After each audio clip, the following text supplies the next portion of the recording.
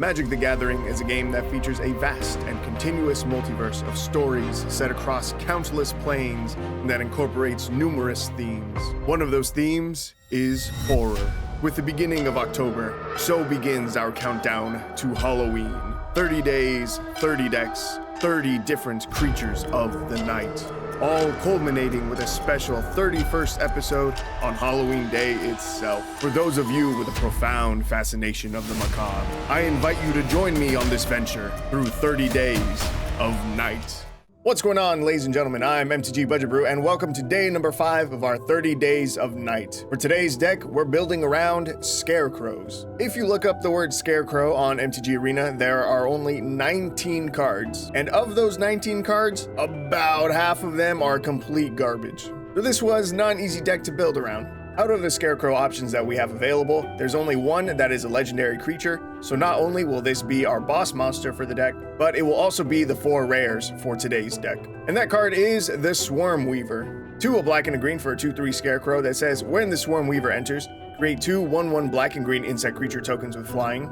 And then it has Delirium. As long as there are 4 or more card types among cards in your graveyard, insects and spiders you control get +1/+1 and have death touch. While I'm building these decks, I'm doing my best to not overlap creature types too much, so I did my best to not just turn this into an insect or a spider deck. We are still running 3 other Scarecrow cards in the deck, and they are Osseous Stick Twister, Wickerfolk Indomitable, and Wickerfolk Thresher. Stick Twister and Thresher both also have Delirium, and Wickerfolk Indomitable says you can cast it out of the graveyard. To help us fill our graveyard and activate Delirium, we're running a full playset of Stitcher Supplier, and also Urg, Spawn of Turg, who has power equal to the number of land cards in our graveyard, and also at the beginning of your upkeep, you get to Surveil 2.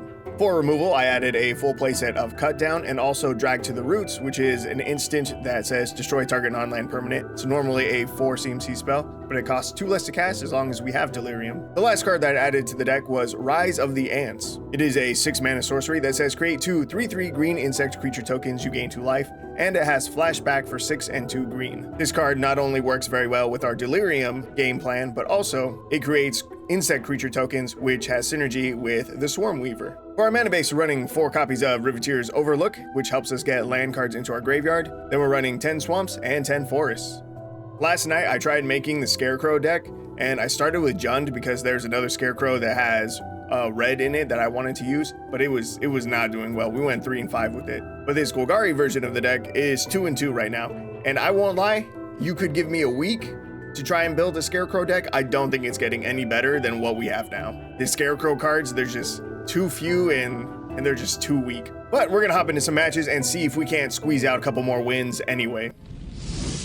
All right, here we are in game number 1, and our opening hand looks pretty nice, Our opponent is running 115 cards in their library for an unknown reason.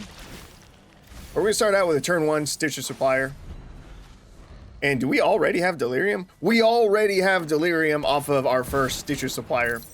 We have a Swarm Weaver in the graveyard, which is an artifact creature. All of the Scarecrows are. So we have an artifact, a creature, a land, and a sorcery in the graveyard already. That's pretty nice. We don't have any play for turn 2, so we're just going to drop a land and connect for 1. So far, our opponent has played a Mox Amber and a Sithis Harvest hand, which is interesting, to say the least. Sith is very scary, so I hope that we find some removal for it. But we're just going to play out an Urg, Spawn of Turg for our turn. It's a 3 mana star 5 Frog Beast. Its power is equal to the number of land cards in your graveyard. At the beginning of upkeep, you may Surveil 2, and we can pay 1, sack a land to gain 2 life. We get to Surveil right now, and we find a Swarm Weaver as part of our top 2, so we're going to leave that on top, and we're going to cast it. And because we have Delirium activated already, our insect tokens are 2/2s with flying and death touch. I'm going to choose not to attack. Our opponent drops Zur, Eternal Schemer. That card's very annoying, very strong.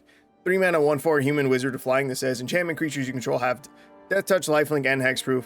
And they can pay 1 and a white. Target non-aura enchantment you control becomes a creature in addition to its other types, and its base power and toughness, each equal to its mana value. We get to Surveil again, and we find a Wickerfolk Thresher and Stitcher Supplier on top. I'm going to move the Stitcher Supplier to the top because I think we're going to cast it. We have 5 mana this turn, so I can play a 4-drop and still cast the Stitcher Supplier on top of that. So I think that's the move. I think we just swing our insects in the air. They're definitely not going to block with their Zur, so they take 4, they go down to 15. We haven't seen any removal spells yet, which is unfortunate. Both cut down and drag to the roots could get rid of Zur, so I would like us to find that as soon as possible. Nice. Thanks to the surveil from Urg, Spawn of Turg, we find a cut down. We can get rid of his Zur, which is very nice. We're going to cut down Zur, Eternal Schemer, and that will allow us to safely swing into our opponent's board because now his enchantment creatures no longer have Death Touch. I'm going to cast a Wicker Folk Indomitable, which is 3 and a black for a 4/3 Scarecrow that says you may cast this card from your graveyard by paying 2 life and sacrificing an artifact or creature in addition to paying its other costs. And from here, I think we swing out. Wicker Folk Thresher is 3 and a green for a 5/4 Scarecrow that says Delirium. Whenever this creature attacks, if there are 4 or more card types, 1 card in your graveyard, look at the top card of your library. If it's a land card, you may put it onto the battlefield. If you don't put that card onto the battlefield, put it into your hand. And so that got us another draw, and we drew into another copy of Urg. We connected for a bunch of damage. Our opponent killed our Stitcher Supplier, so we milled some more. Opponent went down to 8. They cast a Sterling Grove as well as a Goshentai of Life's Origin. They go back up to 9. And they make a bunch of tokens from their Goshentai of Shared Purpose. I don't need another Urg, so we can throw that in the graveyard. I don't think I need another Stitcher Supplier either. We're going to throw both of those into the graveyard. I think I am going to swing everything except for the Swarm Weaver. I shouldn't have swung it last turn, because if it dies, our flyers become a lot worse. We're going to swing, that's going to trigger Wicker Folk Thresher. We draw into a cut down. All of his good creatures have hexproof because of Sterling Grove. I could kill the Chronicler of Worship. I'm going to see how our opponent blocks. If they kill Urg, we will just cast another copy from our hand. And if they kill the Wicker Folk Indomitable, we will just cast another copy from our hand. Okay, they are going to kill the Wicker Folk Indomitable. Actually, I could cut down the Chronicler of Worship right now. And that way our Wicker Folk Indomitable won't even die. But that will take out 2 of his tokens. We connect for 4 in the air, set our opponent down to 5, and we can cast another Wicker Folk Indomitable. All right, I think we're in a good spot. As long as a board wipe doesn't come out, our opponent's at 6. He's gonna get what, like 1, 2, 3? 3 tokens off of Goshentai of Shared Purpose. That's weird. I don't know why he played another one then. Our opponent is really desperate right now to try and gain some life and draw some cards. He cast a second copy of Goshentai of Shared Purpose and a second copy of Sithis, both of which are legendary, just to let them die, and so that way he could gain 2 life and draw 2 cards. So he's real desperate, and that is a-okay with me. For our Surveil, I'm going to keep a Wicker Folk Thresher on top to draw that for our turn. And I am once again going to swing everything except for our Swarm Weaver. Wicker Folk Thresher triggers on the attack. We find Riveteer's Overlook on top. We can choose to put that onto the battlefield. We will do that. We'll go grab a Forest. Our opponent chumps most of it, takes another 4 in the air, goes down to 4. We are so close to killing this guy. You just need a little bit more damage in the air. I need him to stop gaining life, but he just gained another 3 off of Azusa's many journeys. This is really annoying. We have been in the dominant position for the entirety of this match, but we just can't close this out because Goshentai of Shared Purpose lets him just keep making chump blockers. He cycles away 2 lands. For the love of God, man, just concede already. Let me get on to my next game. Plays a Tessin Champion. Is he tapped out? No, of course, he's got 1 more land he can still play. I'm gonna say he's finally out of chump blockers, but nope. Still got 1 more mana. Make what? 2 more chump blockers. We'll throw Urg into the graveyard. We're gonna draw an Osseous Stick Twister. I'm going to play that. All right, we're gonna swing out for like the 4th time in a row. See if our opponent will finally die yet. Wicker Folk Thresher puts a swamp onto our battlefield. Our other Wicker Folk Thresher puts another Riveteer's Outlook onto our battlefield. We can go grab a Forest. I think we now finally have enough mana that we can cast Rise of Ants for its flashback cost, which is 6 and 2 green to create 2 3/3 green insect creature tokens, and we gain 2 life. And those will come in as 4/4s with Death Touch thanks to the Swarm Weaver. Hopefully that will be enough to finally end this game. Damage goes through. We set our opponent down to 2. We're just going to end the turn. At end step, Osseous Stick Twister is going to trigger. 1 in a black for a 2/2 Scarecrow with lifelink. Delirium says Each opponent may sacrifice a non-land permanent of their choice or discard a card. Then this creature deals damage equal to its power to each opponent who didn't sacrifice a permanent or discard a card. Our opponent discarded a land, so they didn't take any damage. Azusa's Many Journey transforms into a creature, and our opponent concedes. Finally concedes. That was rough, but we got there. Our Scarecrows, they did it. And I'm very proud of them for getting that win over 5-color Shrine. Good game one. Long game one, but good. All right, here we are in another game, and our opening hand is absolute garbage. We're gonna mulligan. This is a much better opening hand. We will throw back a Rise of the Ants. Now we've got a Cut Down, Drag to the Roots, and the Swarm Weaver, and both colors of mana, so that's good. Much better. We start with turn 1, Swamp, hold up a Cut Down. Our opponent's running Elves, kill their Elvish War Master. Feels good, feels great, in fact. I will play a Force for turn. Opponent plays out a Marwyn the Nurturer. We are going to cut that down as well. Still feels good. We draw into another Swarm Weaver. Okay, no big deal. Our opponent played an Elvish Archdruid. Okay, we have drawn into our third copy of the Swarm Weaver. We're good. We're good, man. We're chilling. We don't need any more. Something that's nice about Swarm Weaver, we get the insects from an ETB. So even though we have multiple copies, we could still play it to get more flying bugs in the air. Our opponent played a Leyline of Abundance and Llanowar Elves. I think I want to destroy something with Drag to the Roots, but I'm not sure which. Probably the Elvish Archdruid, right? I'm gonna kill that. That will put an instant. Oh wait, we already have an instant in our graveyard. Dang it. I was gonna say it's gonna put an instant in our graveyard. That'll get us one step closer to Delirium, but it did not. Okay, I'm gonna play out a second copy of the Swarm Weaver. I gotta make sure I do this correctly. Choose the legendary permanent that you wish to keep. I'll keep the one that does not have Summoning Sickness. We get 2 more insect tokens in the air. And also that sets our Delirium to 3 out of 4, because now we have an artifact and creature in the graveyard. All we need now is a sorcery or a land. And then we'll have 8 damage in the air that we could swing. And then we'll be in a really good position against these elves. We need it to happen like now, though. We need Delirium right now. Stitcher Supplier should give us Delirium, in which case we could swing 8 in the air right now. Yep, we hit a land. Perfect. So I'm going to swing 8 in the air. Set our opponent down to 6. We milled a Wickerfolk Indomitable. I am going to cast that from the graveyard, pay 2 life, and we're going to sack the Stitcher Supplier as an additional cost to cast it. Gonna mill us some more cards, but that will give us a bigger blocker for our opponent's next turn. If they can't kill us now, we've got game, and I don't believe they can kill us. They deal 4 damage to us. We go to 12, and we just swing out in the air for lethal. That was a fast game. That was very quick. Hell yeah, we're 2 for 2 now. That's what I'm talking about, Scarecrows. Never doubted them for a second. All right, here we are in game number 3, and our opening hand looks absolutely beautiful. We're gonna keep it. We're gonna start with the turn 1 Riveteer's Outlook. Actually, no, we can play that on turn 2. We have like no turn 2 plays. We're gonna start with a turn 1 Swamp into Stitcher Supplier. Turn 2, we're gonna drop the Riveteer's Outlook, and we are more than likely going to fetch a Swamp because Urg does have double black in its casting cost. We want to be able to get that out on turn 3. Playing against Mono White Angels, our opponent displays Speaker of the Heavens.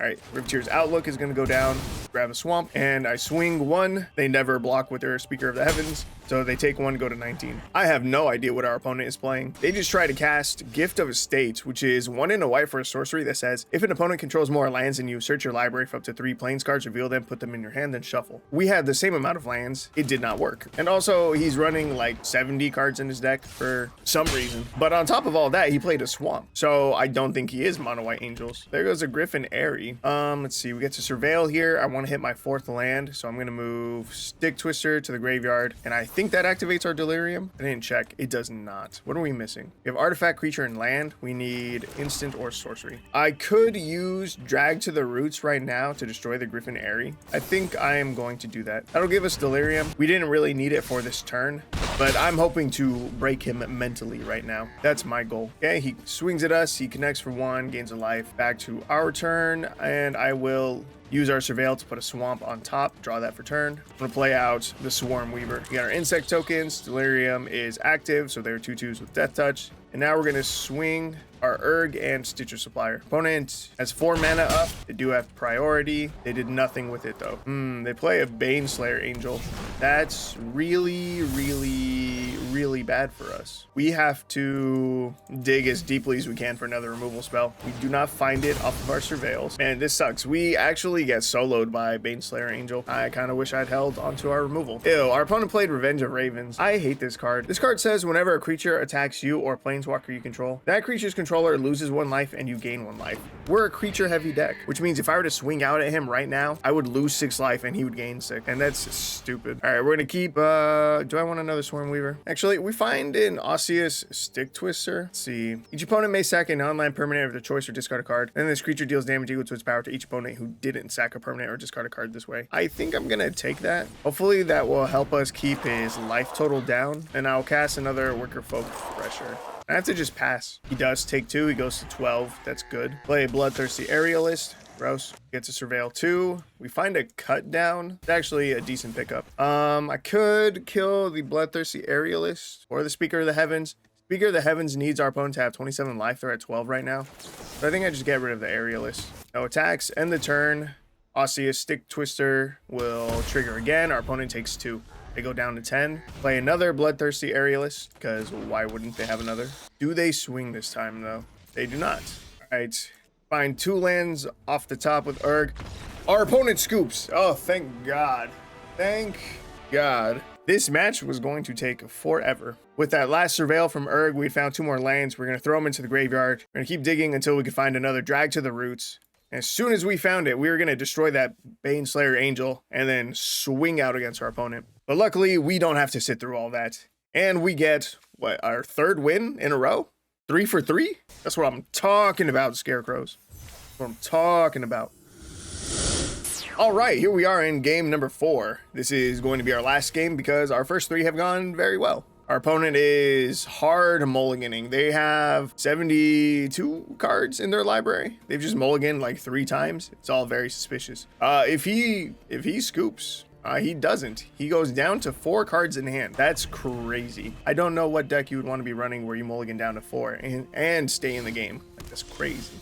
Interesting. He plays a Thornglint Bridge. It's an artifact land. For our turn, we're going to play out an Osseous Stick Twister. It does not have Delirium, so it does not get the end step trigger. Priest of Possibility. No hexproof. Is that indestructible, though? This Priest of Possibility has Vigilance, Flying, Death Touch, First Strike, Haste, Indestructible, Lifelink, Protection from Planeswalkers. We literally cannot get rid of this thing. And we hit our 3rd land, but we do not have the right colors for Urg. So that sucks. I think we just lose the game. We'll never be able to kill this thing. And we have no pressure so far. Authority of the Consuls. That's a really annoying card. Yep, even Drag to the Roots is Destroy. So we literally can never out Priest of Possibility. All right, and that's gonna be the end of today's video.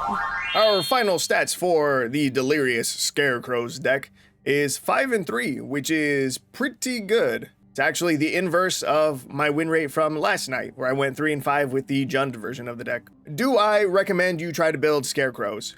No, I do not. However, I think the Swarm Weaver might be really cool for an insect deck. But for you to get the good part of his ability, you will need to have Delirium. So while I don't think Scarecrow Tribal is a very good archetype, I do think the Swarm Weaver is a card that is cool enough to try and test out some builds with. But that is going to wrap up day number 5 of our 30 days of night. If you liked the video, you should like the video. If you liked me, the video, and you like Magic the Gathering, you should consider subscribing to the channel because that will get you more of all 3.